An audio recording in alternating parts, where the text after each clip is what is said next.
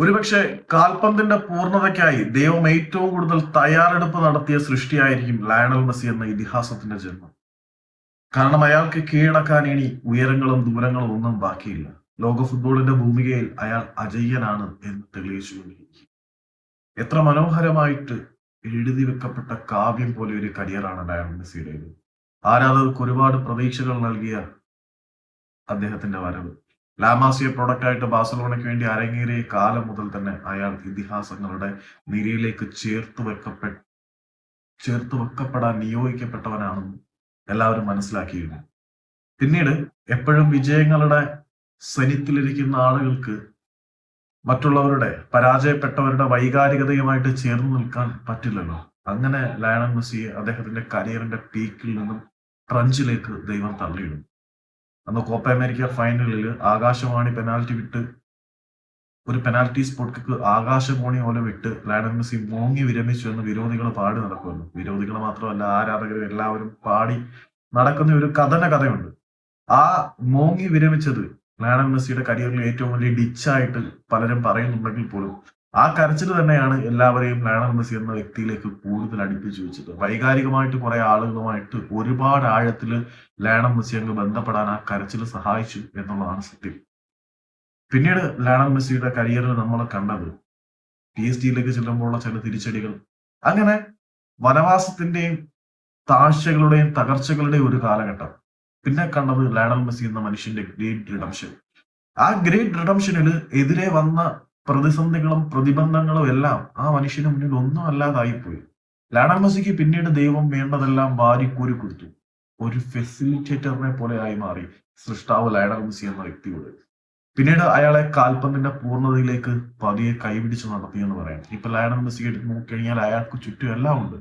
Lionel മെസ്സിക്ക് feed ചെയ്യാൻ, അദ്ദേഹത്തിന് സപ്ലൈ ചെയ്യാൻ, അദ്ദേഹത്തിന് വേണ്ടി പോരാളികളെ പോലെ പൊരുതാൻ ഒരു സൈന്യം തന്നെ അയാൾക്കുണ്ട്. അയാളെ കേന്ദ്ര ബിന്ദുവാക്കി നിർത്താൻ ലയണൽ മെസ്സി വിരമിച്ചു പോയപ്പോൾ അയാളെ തിരികെ വിളിച്ചുകൊണ്ടുവരാൻ ലയണൽ സ്കലോണി എന്ന ഒരു ദൈവദൂതൻ ഉണ്ടായിരുന്നതുപോലെ തകർച്ചയുടെ പടുകുഴിയിൽ നിന്നും ആഴത്തിൽ നിന്നും അയാൾ തിരിച്ചു വരുമ്പോൾ ലയണൽ മെസ്സി എന്തുകൊണ്ട് ആരാധകർക്ക് വൈകാരികമായിട്ട് ഇത്ര കണക്റ്റഡ് ആവുമെന്ന് ചോദിച്ചു കഴിഞ്ഞാൽ അതിന്റെ കാരണം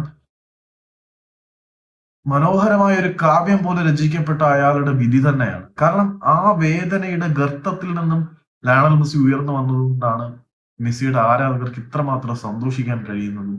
ആ മനുഷ്യന്റെ സത്യം ഈ ഗ്രാവിറ്റി പോയിന്റ് താഴ്ന്നു നിൽക്കുകയാണ്, അതുകൊണ്ട് ലയണൽ മെസ്സി വീഴില്ല എന്നൊക്കെ ചില തിയറീസും കാര്യങ്ങളൊക്കെ ഉണ്ട്. ശരിക്കും എല്ലാം വെച്ച് നോക്കുമ്പോൾ ദൈവം കാൽപന്തിന്റെ പൂർണ്ണതയ്ക്ക് വേണ്ടി ഉണ്ടാക്കിയെടുത്ത ഒരു അപൂർവ ജന്മമായിട്ടാണ് ലയണൽ മെസ്സി വിളിക്കേണ്ടത്. അല്ലെങ്കിൽ കീഴടക്കാൻ ഉയരങ്ങളും കാതങ്ങളും ഒന്നുമില്ല. എല്ലാം കൊണ്ടും ഗിഫ്റ്റഡ് ആയ ലയണൽ മെസ്സി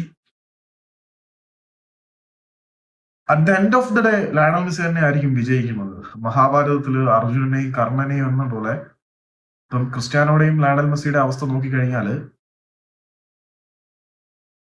എന്താ പറയേണ്ടത്, പലരുടെയും കണ്ണുകളിലും കാഴ്ചപ്പാടിലും ക്രിസ്ത്യാനോ റൊണാൾഡോ പരാജയപ്പെടുകയാണ്. ഇന്ന് പുള്ളി കൊളംബിയക്കെതിരെ നിറം മങ്ങിയ പ്രകടനം കാഴ്ചവെച്ചു. ലയണൽ മെസ്സി അതേ ദിവസം മനോഹരമായ ഒരു ഫ്രീ കിക്ക് ഗോൾ നേടുന്നു, അർജന്റീനയെ വീണ്ടും ഗ്രൂപ്പ് ചാമ്പ്യന്മാരാക്കുന്നു, വലിയ വിജയത്തിലേക്ക് നയിക്കുന്നു എന്നൊക്കെ പറയും. ബട്ട് അവിടെയും മറ്റു ചില ഘടകങ്ങളും കൂടി നമ്മൾ കണക്കിലെടുക്കേണ്ടി വന്നു കഴിഞ്ഞാല്